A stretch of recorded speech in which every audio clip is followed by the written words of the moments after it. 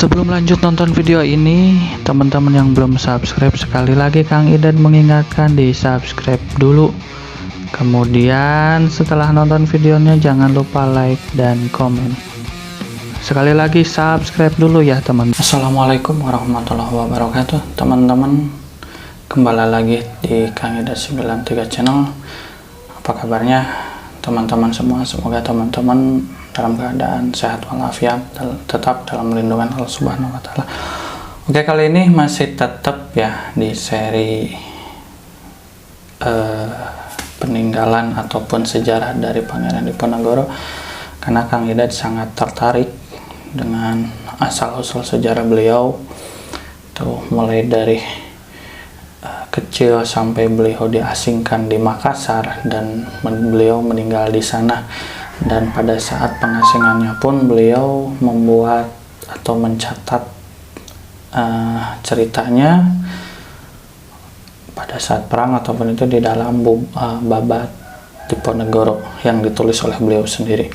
Jadi ada satu kisah, satu momen di mana momen itu yang membuat Kang Idan cukup kayaknya bagus nih untuk diangkat. Itu pada saat paman beliau wafat, pada saat masih terjadinya perang Jawa. Pangeran Diponegoro pada saat meninggalkan Puri Tegalrejo, meninggalkan istana ataupun meninggalkan ayahanda dan sanak saudara, tidak menangiskan air mata. Tapi pada saat pamannya meninggal itu sampai beliau membuat satu senandung, satu kalau di bahasa Jawa namanya pupuh, ada juga gitu ya yang mengistilahkan seperti itu. Jadi nyanyian yang mengungkapkan bahwa itu sedang berduka. Jadi sampai beliau meneteskan air mata pada saat pamannya yang sekaligus menjadi penasehat pada saat perang, dan merasa di dalam nyanyiannya itu, di dalam syairnya itu, saya sudah berakhir, saya sudah tidak bisa lagi melakukan peperangan jika paman saya sudah tidak ada. Dan memang sedikitnya memberikan efek, yaitu mulai menurunnya performa perang Jawa, dibangunnya jadi mulai merosotnya karena beberapa alasan, terutama pembangunan benteng-benteng Belanda yang telah dikuasai. Jadi daerah yang sudah direbut dari Pangeran Diponegoro langsung dibuat benteng, dan juga adanya sebenarnya pengkhianatan.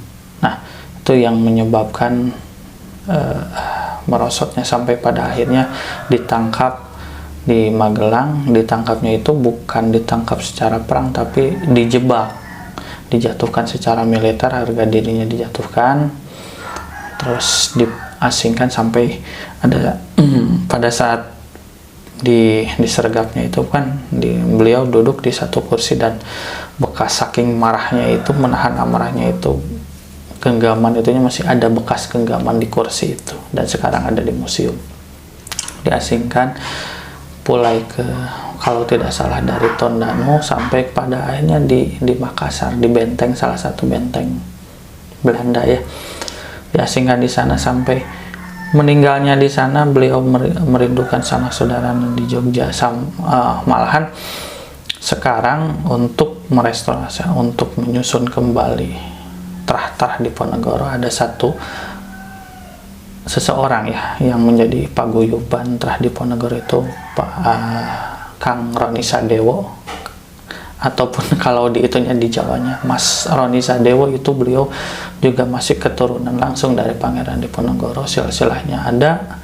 Nah, waktu dulu Belanda itu seakan, kalau pada masa-masa Belanda, merasa tabu mengungkapkan bahwa saya masih keturunan Diponegoro, karena apa, nanti akan jelas ditangkap oleh Belanda.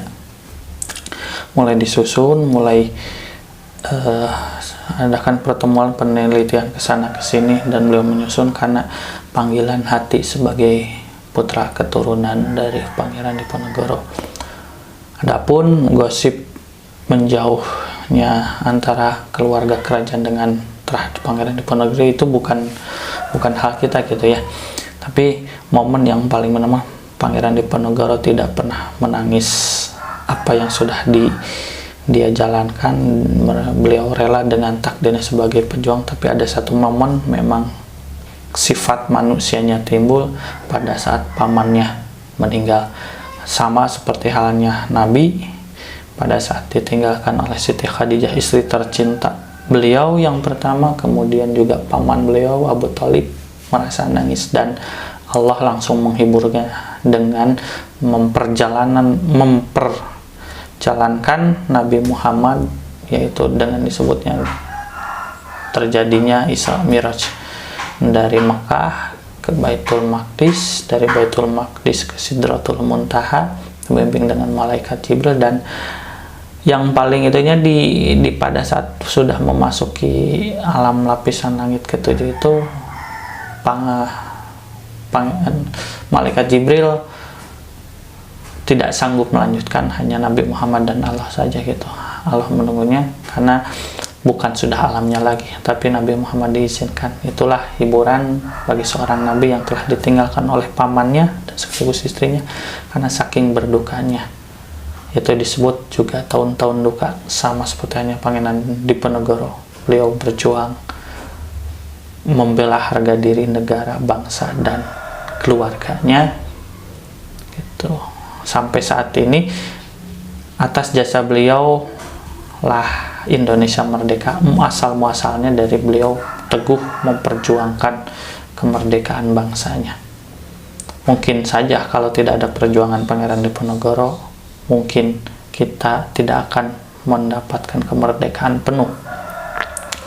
Itu saja ya teman-teman, sedikit tapi mudah-mudahan ini menjadi pelajaran bagi kita semua bahwa Pangeran Diponegoro mempunyai banyak misteri.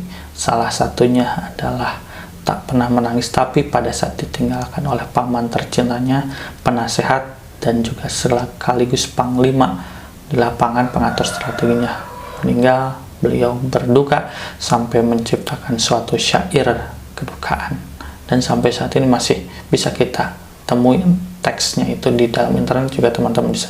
Itu saja, semoga bermanfaat. Wassalamualaikum warahmatullahi wabarakatuh.